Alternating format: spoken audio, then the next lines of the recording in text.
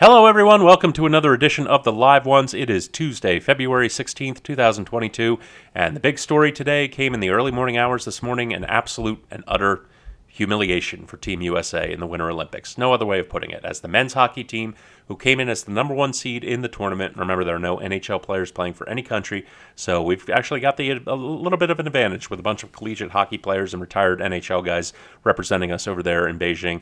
But the men's hockey team was upset by massive underdog Slovakia in the quarterfinal game. It went down to a shootout. Team USA had 5 chances at the shootout and could not get a single goal. So the U.S. men's ice hockey team leaves Beijing without a medal. This is 3 straight Olympics now that they haven't gotten one. Their last Winter Games hardware was the silver medal they won in Vancouver in 2010. They haven't won gold since the Miracle on Ice in 1980. We do have the women's hockey team. They will face Canada in the gold medal game, as if there were any doubt whatsoever about it. Come on. It's the Winter Olympics. It's women's hockey. It's always going to be the USA and Canada in the gold medal game. That's just how it goes.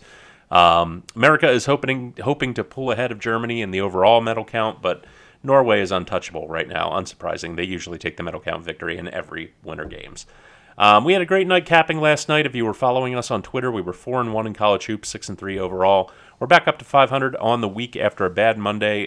It's another short slate of action tonight. You know, I don't know what we're going to do if the baseball lockout winds up delaying the season, which right now it looks like it's going to do. But after March Madness is over, I mean, we've got that that period of time before the NBA and NHL playoffs start in April. It's not looking good for baseball right now. I think it's a virtual guarantee that we're going to miss some games and we're going to have a shortened season. But for now, let's focus on what we've got ahead of us. We've got some college hoops tonight. We've got some NBA and some NHL to go over. Let's get right to it. And we're going to start off in the ACC with Miami and Louisville. And Louisville is, simply put, a dumpster fire. They really, really are. Getting rid of Chris Mack didn't do anything in the immediate short term to help matters. They're 2-12 against the spread in their last 14 games. Miami, meanwhile, is fighting for an at-large bid to the tournament. They're coming off a big road win over Wake Forest. We're catching the Hurricanes, who were a much better team to begin with, just in terms of talent, against a team going through turmoil as a short road favorite, only 2 points. This one's a no-brainer. Take Miami laying the 2 points any day of the week. Over to the SEC and Alabama and Mississippi State. You know, at one point, Alabama was 12-3, and they looked like a serious threat to win the SEC. But since then, the Crimson Tide have gone just 4-6 in conference play, and they're no longer a sure thing to even get to the tournament. The problem is obviously their defense, which is 324th in the country in terms of points allowed, and 297th in terms of defensive rebounds. The Crimson Tide have spent the back half of the season just letting other teams score at will on them and just praying they can score more to sneak in wins. Now, I'll grant you that their game against Arkansas on Saturday, they did look like they might have figured it out on defense. They held the Razorbacks to just 67 points.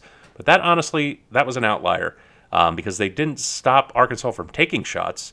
Arkansas just had a really bad off night in terms of scoring percentage. They were 22 for 70 from the floor. The Bulldogs' offense is mid-tier at best, and they've scored over 65 points just once in their last 5 games. But they've had a really brutal stretch of games. They've had to play Kentucky, Texas Tech, Arkansas, Tennessee, and LSU in a span of 3 weeks. That's a meat grinder. The last time the Tide and the Bulldogs played on January 15th, the total went to 154. I expect a similar game tonight with how atrocious the Tide's defense has been and the lightning-quick tempo they play on offense. Give me the over 150 points tonight. That's what I'm feeling on this game. All right, so on to George Mason and St. Joe's. You know, St. Joe's has been a part of some really close games the past few weeks. Unfortunately, they've been on the losing side of most of them. And the biggest culprit in terms of why is probably their inability to draw fouls when they're on offense. They shoot less than 10 free throws per game. That's 332nd in the country. They also don't force a whole lot of turnovers on defense, even though they're not surrendering a lot of points. I kind of wish someone would tell this team, you know, it's possible to be too conservative. Meanwhile, George Mason, for all their struggles, and they do have a lot of them, is a team that does pick its spots on offense well. The Patriots currently have the 75th best overall shooting percentage in the NCAA and 26th best three-point percentage. They have a lot of clear edges over the Hawks tonight, and frankly, the Hawks just aren't gutsy enough to hang with a team that has a decent offense. They just don't have the firepower. These two played each other on January 22nd, and the Patriots won comfortably. I'm taking them again tonight as the short road favorites. Give me George Mason, -2 points. So that's going to do it for college basketball. Let's head over to the pros. In the NBA, Celtics versus Pistons, Detroit has really hit the skids with 8 straight losses on the books, and they're facing a Boston team that has won 9 straight. The Celtics have really found something that's worked lately, and they're tightening up the Atlantic Division race again. Boston didn't have to tax their starters at all against Philadelphia. The Sixers, obviously, they traded away Ben Simmons, Seth Curry, and Andre Drummond, but James Harden hadn't started yet, so they were just really, really shorthanded, and the Celtics blew them out. That was a big win for us. So they walked through that game, so they should be in decent shape for this one. Meanwhile, Detroit has struggled to put points on the board and was torched defensively by both Memphis and Charlotte in the last week. Boston has all the momentum, and that carries them to a comfortable victory here at home. The 12.5-point spread is just a little bit too much, but I feel pretty good about taking the Celtics team total over 112.5. Their offense is red hot, and Detroit is just an absolute shit show on defense. There is not a single element of that part of the game that they do well. Celtics team total over 112.5.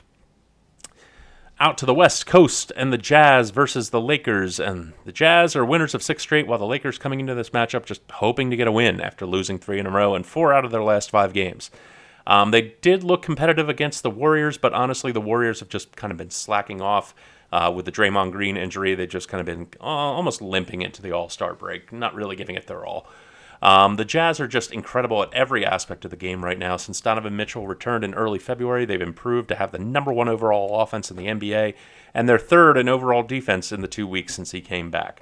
The Lakers are just really, really bad. Their offense is passable sometimes, but their defense is 26th overall in points allowed, 27th in rebounds. They play like a team that doesn't want to be on the court most of the time, and even when LeBron and AD are on the floor, the Lakers are getting outscored.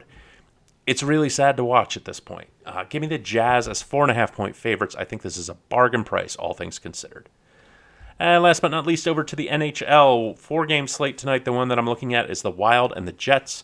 The Winnipeg Jets have the potential to be one of the top teams in the league, but just for whatever reason, they just can't seem to put it together night in and night out. They're just such a streaky team. They're in 6th place in the Central Division sitting at 20-18-8.